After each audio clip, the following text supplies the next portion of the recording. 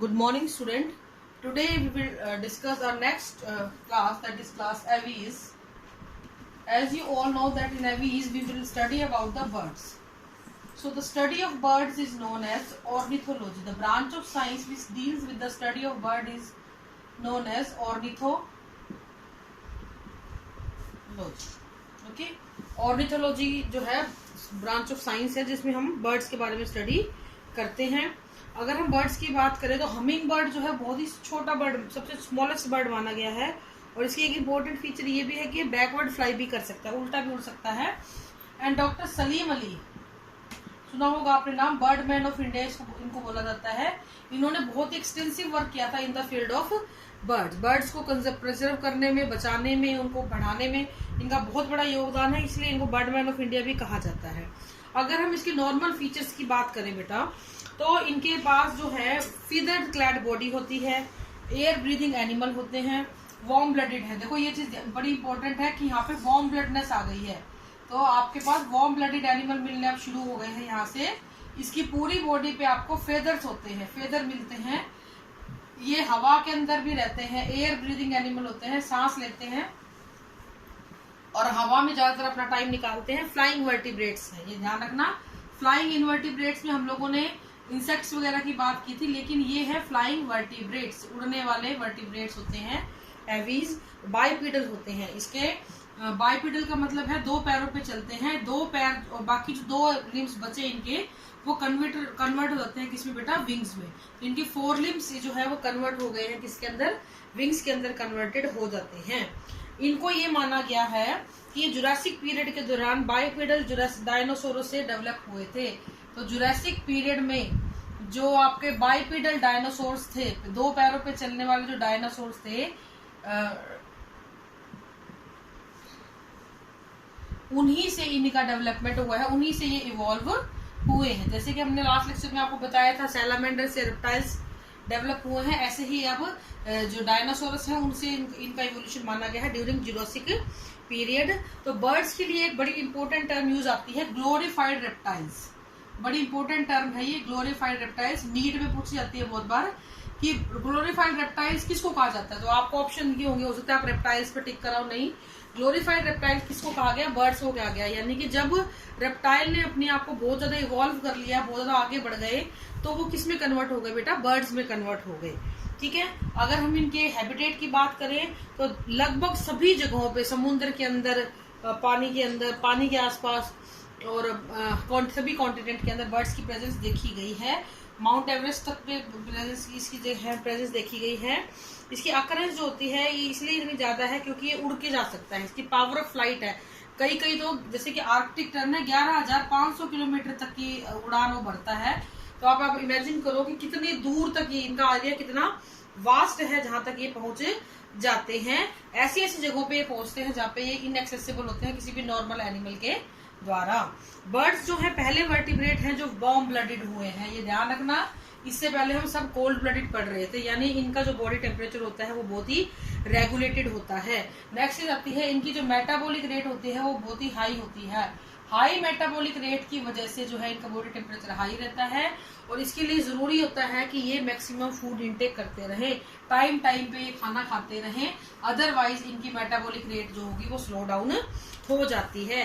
पूरे animal kingdom में birds का बॉडी टेम्परेचर सबसे ज्यादा होता है. बर्ड्स का बॉडी टेम्परेचर पूरे एनिमल किंगडम में सबसे ज्यादा पाया जाता है. If we are talking about its body form, तो आपने इसकी बॉडी देखी होगी, स्पिंडल शेप होती है. स्पिंडल शेप क्यों होती है आप समझ जाओ. जैसे मछलियों की स्पिंडल शेप थी पानी को पार करने के लिए, ऐसे ही इनकी स्पिंडल शेप होती है एयर के बीच में उड़ने के लिए, एयर को चीरते हुए ये निकल जाते हैं. इसके लिए अगर बॉडी के पार्ट्स की बात करें तो हेड, नेक, ट्रंक और टेल, ये चारों चीजें यहाँ पर पाई जाती हैं. हेड इनका छोटा और राउंडेड होता है, लेग लंबी और वर्टिकल होती है, फ्लेक्सिबल होती है, इधर उधर फटाफट. आपने देखा होगा चिड़िया कितनी जल्दी घुमाती है गर्दन और अपनी टेल तक अपने चोंच को लेके जा सकती है. तो हाईली फ्लेक्सिबल इनकी गर्दन होती है. इनके पास दांत नहीं पाए जाते हैं. ट्रंक इनका काफी कॉम्पैक्ट होता है. टेल इनकी छोटी और स्टम्पी होती है. ठीक है.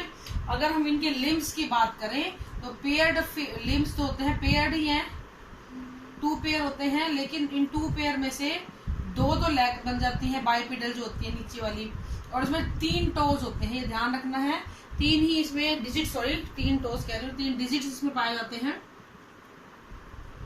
3 डिजिट्स में पाए जाते हैं। इसके जो बाकी के 2 होते हैं फोरलिम जो होते हैं वो कन्वर्ट हो जाते हैं किसके अंदर बेटा, विंग्स के अंदर, उड़ने के लिए, फ्लाइट करने के लिए कन्वर्ट हो जाते हैं और बहुत ही पावरफुल फ्लाइट ये करते हैं। इसके लिए ये ब्रेस्ट मसल के साथ अटैच होते हैं जो कि इनकी ब्रेस्ट बोन पे होती है। तो ब्रेस्ट बोन कौन सी होती है बेटा, स्टर्नम को ब्रेस्ट बोन बोल देते हैं, और ये स्टर्नम के साथ जुड़ी हुई अटैच मसल होती है, ब्रेस्ट मसल, जिनके द्वारा इन विंग्स को सपोर्ट मिलता है ताकि ये पावरफुल फ्लाइट कर सकें। बहुत सारे ऐसे बर्ड हैं जो फ्लाइटलेस हैं, जैसे कि कीवी है, ईमू है, ऑस्ट्रिच है, ये उड़ नहीं पाते हैं क्योंकि बहुत हैवी वजन के होते हैं, तो इनको फ्लाइटलेस बर्ड भी कहते हैं। इनकी हर टांग के पास 3 डिजिट होती हैं। इनके हिंडलिम काफी मजबूत होते हैं। मजबूत क्यों होते हैं, क्योंकि 2 पैरों के ऊपर ही पूरे ऑर्गेनिज्म का भार आया हुआ होता है। इनके पैर जो हैं स्विमिंग में, बतखों की अगर हम बात करें, स्विमिंग में हेल्प करते हैं, और अगर पार्चिंग में हेल्प करते हैं, रनिंग में हेल्प करते हैं, चलती है चिड़िया चलती हुई देखी होगी आप सबने, कोई नई बात नहीं है, चलने में भी हेल्प करते हैं। नेक्स्ट आता है आपकी बर्ड्स की बॉडी के ऊपर मिलने वाले फेदर। देखो विंग एक अलग चीज है, फेदर एक अलग चीज है, छोटे छोटे पर जिसको आप बोलते हो। फेदर जो होते हैं ये माना जाता है कि स्केल को मॉडिफाई किया गया है, यानी कि नेचर में जब स्केल मॉडिफाई हुए थे तो वो किस में कन्वर्ट हो गए थे, फेदर्स में कन्वर्ट हो गए थे। इनकी स्किन बहुत ही ड्राई होती है और कोई भी ग्लैंड यहाँ पर नहीं मिलती है। स्किन जो होती है ड्राई होती है और डिवॉइड ऑफ ग्लैंड, किसी प्रकार की कोई भी ग्लैंड की प्रेजेंस यहाँ पर देखी नहीं गई है।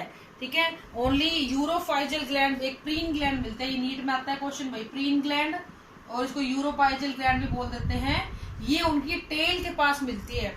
तो आप कभी ऑब्जर्व करना, जब भी चिड़िया बैठती है ना, वो अपनी चोंच को बार बार टेल के पास लेके जाती है और यहाँ से इस ग्लैंड से ऑयल सीक्रेट होता है, इस ऑयल को वो अपनी चोंच पे लगाती है, फिर अपने पंखों पे मारती है, पंख विंग्स पे मारती है उनको साफ करने के लिए। तो ये प्रीन ग्लैंड जो है ये ऑयल सीक्रेटिंग ग्लैंड होती है जो उसकी टेल के बेस में मिलती है। इसकी बॉडी के ऊपर हॉर्नी एक्सोस्केलेटन और फीदर होता है, ये मैं आपको बता ही चुकी हूँ। ये मॉडिफाइड स्केल होते हैं। ये बॉडी की हीट को कंजर्व करके रखता है। फेदर क्या करता है, ये एक्सेस लॉस ऑफ हीट से बचाता है। इनकी लेग्स के ऊपर एपिडर्मल स्केल होते हैं जो ये बताते हैं, इनकी जो 2 मैंने बताया ना पैर होते हैं, 3 उंगलियां रहती है, 3 देखी हुई होंगी, 2 आगे 1 पीछे, ऐसे पंजा होता है ना चिड़िया का पंजा, आपने देखा हो तो ऐसे सकता है वो। तो इसकी इनकी लेग्स के ऊपर स्केल होता है। ये स्केल ये बताते हैं कि ये जो ऑर्गेनिज्म है ये रेप्टाइल से ही इवॉल्व हुए हैं। If we are talking about its endoskeleton, endoskeleton is bony, neck is monocondylic. यहाँ पे वर्टिब्रा जो है उसके नंबर बढ़ जाते हैं, लेकिन उससे पहले एक इंपॉर्टेंट बात, they have pneumatic bones. Pneumatic bones का मतलब होता है बेटा होलो बोन्स। अब आप ये सोचो कि होलो क्यों है, होलो बोन्स के अंदर हवा बढ़ती है और ये हल्का हो जाता है ताकि इजीली इसके अंदर बुओयंसी आ सके और ये फ्लाइट कर सके। तो ये एक बहुत बड़ा फीचर है न्यूमेटिक बोन्स। नीट में आता है क्वेश्चन, लंबी बोन्स के अंदर हवा भर जाती है, खोखली हो जाती है, न्यूमेटिक बोन इनको हम बोल देते हैं। बहुत सारी बोन इसकी फ्यूज भी हो जाती है ताकि वो और ज्यादा स्ट्रेंथ इनको मिल सके। यहाँ पे क्योंकि ये होलो बोन होती हैं इसलिए इरिथ्रोपायोसिस, ब्लड सेल का बनना, आरबीसी का बनना कहाँ पे होता है, लीवर में होता है, बोन्स में अब नहीं हो पाता है। स्कल मोनोकोंडाइलिक होती है।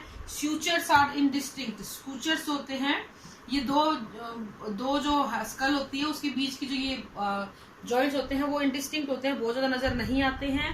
पहली 2 वर्टिब्रा जो होती हैं वो एटलस होती है और एक्सिस होती है। ये लास्ट वाले में भी मिलती थी, रेप्टाइल्स में भी दोनों मिल रही थी। Specialised for the support and movement of head, ये दोनों मूवमेंट में हेल्प करती है। नेक हाईली मोबाइल है, बता चुकी हूं मैं, गर्दन फटाफट घुमाता है ये अपनी। ठीक है, इसके बाद पोस्टीरियर थोरेसिक और लंबर और सैक्रल वर्टिब्रा फ्यूज, ये बहुत इंपॉर्टेंट क्वेश्चन है। थोरेसिक, लंबर और सैक्रल, ये तीनों वर्टिब्रा मिलके क्या बनाती हैं, सिन सैक्रम बनाती है। और ये पेपर में पूछा जाता है सिन सैक्रम के किससे बनता है। ठीक है, सिन सैक्रम बनता है, सिंगल बोन बनाती है सिन सैक्रम, ये तीनों फ्यूज कर जाती हैं। इसी तरह स्टर्नम एक लार्ज, इनकी स्टर्नम मीडियन होती है जिसको हम मीडियन कील भी बोल रहे हैं, KWL कील, ये स्टर्नम बोन को बोलते हैं। इसके ऊपर सारी की सारी जो फ्लाइट मसल्स आती हैं वो आके अटैच होती हैं कील के ऊपर। तो ये क्या होती है, attachment site of flight muscle.